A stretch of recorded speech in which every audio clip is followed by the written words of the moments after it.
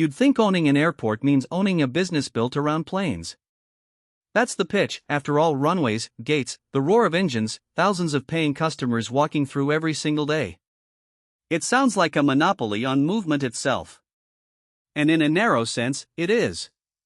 But if you actually opened the books of a major airport, you'd find something strange. The planes are almost incidental to how the place makes its money. Here's the first thing that breaks the intuitive picture. Airports run two businesses at once, and they're almost opposites. One side is aeronautical revenue, landing fees, gate charges, the money airlines pay just to use the facility. This side is usually regulated, capped, and negotiated years in advance with airline committees who fight over every dollar. The other side is non-aeronautical revenue, parking, retail, food, real estate, advertising. This side is barely regulated at all, and the airport keeps far more of it. Depending on the region and the accounting structure, that commercial side can make up somewhere close to roughly 40 to 54% of total airport income. In other words, close to half the money, sometimes more, has nothing to do with flying whatsoever. That split matters more than it sounds like it should, because it changes who the airport is actually optimizing for. Airlines negotiate landing fees down aggressively, because they operate on thin margins and treat airports as a cost center to be minimized. Passengers, on the other hand, have already paid for their ticket, already cleared security, and now have nowhere else to go for the next 90 minutes. That's not a coincidence. That's the business model. You are not the customer at the gate. You're the customer at the gate holding a captive amount of time and a wallet you can't easily walk away with. Car parking alone tells you how seriously this is taken. In North America, parking accounts for around 43% of an airport's non-aeronautical revenue, more than retail, more than food, more than advertising combined in many cases. Airports plan their curb layouts, their pricing tiers, even the walking distance from the terminal to the lot, specifically to nudge you toward the option that earns them the most. The airport isn't just a place you pass through. It's engineered as a place designed to extract as much value as possible from the fact that you're already there. But before any of that revenue exists, someone has to build the thing, and this is where the real risk hides. A major airport isn't a small investment. It's closer to building a small city. Runways engineered to handle jets weighing hundreds of tons, terminals the size of shopping malls, fuel systems, air traffic infrastructure, security architecture, and enough parking to handle tens of thousands of cars on a busy day. That capital gets financed against one core assumption: future passenger traffic. And that assumption is where things start to unravel for a lot of airports that never make the headlines for succeeding. Here's the mechanism. A government or private operator forecasts demand, say, several million passengers a year within a decade.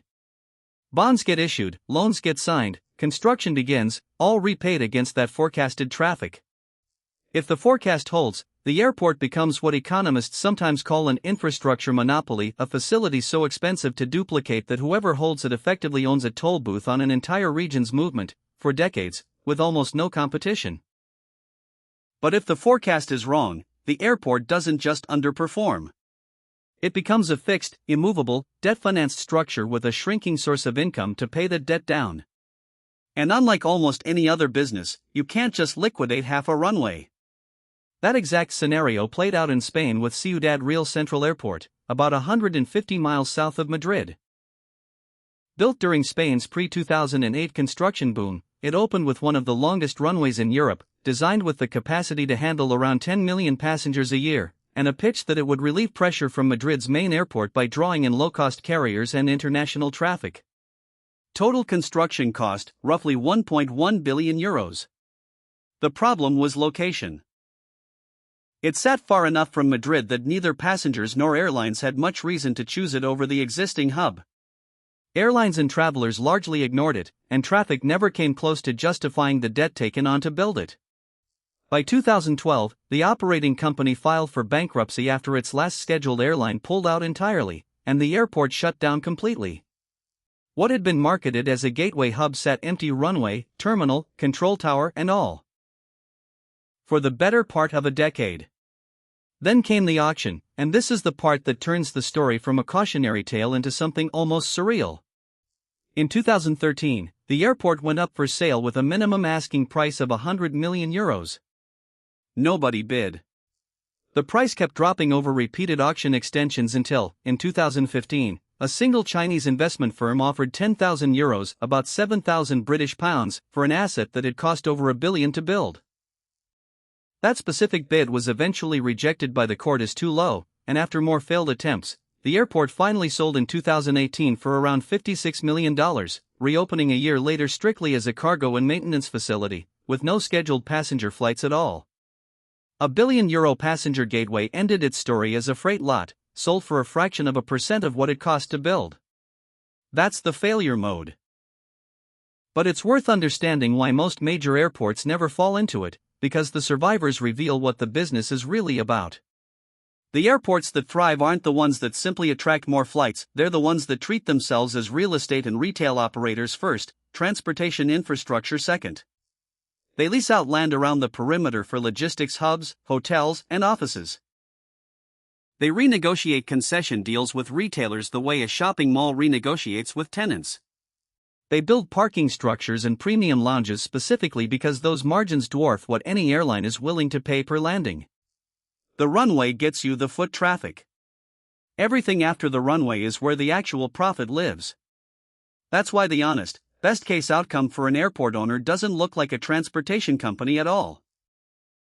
It looks more like owning prime commercial real estate that happens to have several thousand new potential customers delivered to your door every single day, indefinitely, without you having to advertise for a single one of them. The realistic negative outcome looks exactly like Ciudad Real, a forecast that never happened, debt that never stopped compounding, and a facility too specialized to be repurposed for anything else. So the next time you're standing in a terminal, irritated at paying $8 for a bottle of water or $30 a day to park your own car, understand what you're actually looking at. You are not funding a flight. You are funding a real estate and retail empire that used the promise of flying to get you through the door, and once you were inside, the plane was never really the point.